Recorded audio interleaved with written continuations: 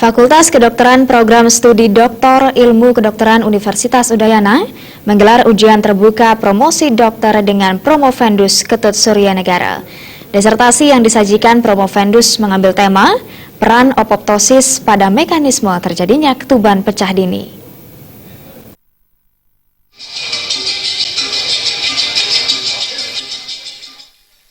Promovendus Ketut Surya Negara menyajikan disertasi berjudul Ekspresi Caspase 3 dan Apoptosis Inducing Faktor Positif serta B-sel limfoma protein 2 yang rendah pada sel epitel amnion sebagai faktor risiko pada mekanisme terjadinya ketuban pecah di hadapan panitia penguji disertasi. Ketuban pecah dini merupakan salah satu komplikasi kehamilan dan menjadi masalah kesehatan pada bidang maternal dan neonatal di dunia termasuk di Indonesia. Terjadinya komplikasi ketuban pecah dini akan meningkatkan angka kematian ibu dan bayi. Penyebab terjadinya ketuban pecah dini cukup banyak dan mekanismenya masih belum jelas.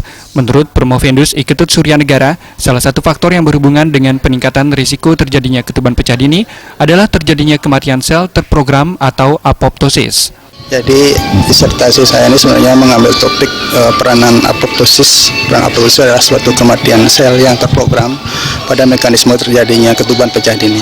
Jadi ketuban pecah dini itu merupakan keadaan di mana selaput ketuban pada ibu hamil itu pecah sebelum proses persalinan itu dimulai.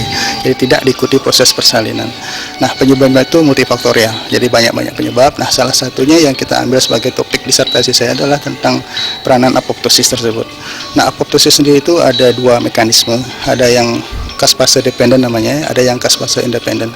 Caspase dependen itu ada mulai namanya reseptor kematian dan jalur mitokondria, ya. Yang kemudian jalur independen itu ada yang namanya apoptosis inducing factor dan endonuklease G. Promovendus Ketut Surya Negara mengatakan penelitiannya dilaksanakan di Poliklinik Kebidanan, Ruang Bersalin Instalasi Gawat Darurat RSUP Sanglah Denpasar dan RS Jejaring Pendidikan RSUP Sanglah Denpasar dari Oktober 2016 sampai Mei 2017. Sampel diambil dari selaput ketuban dari ibu yang telah melakukan persalinan. Kita mulai penelitian itu sekitar bulan Oktober sampai bulan Mei kemarin. Jadi itu diambil sampelnya, bahannya diambil dari selaput ketuban dari ibu yang sudah bersalin, yang dengan masuk rumah sakit dengan ketuban pecah dini. Kita ikuti proses persalinannya, setelah lahir kita ambil selaput ketubannya, itu kita lakukan pemeriksaan untuk melihat ekspresi dari protein apoptosis tersebut, seperti itu.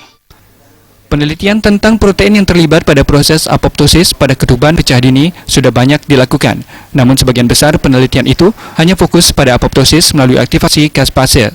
Selain itu, laporan tentang jenis protein yang paling berperan memicu terjadinya ketuban pecah dini masih sangat minim. Penelitian ini diharapkan dapat memberikan pemahaman tentang mekanisme terjadinya ketuban pecah dini. Agus Sugiana, Bali TV.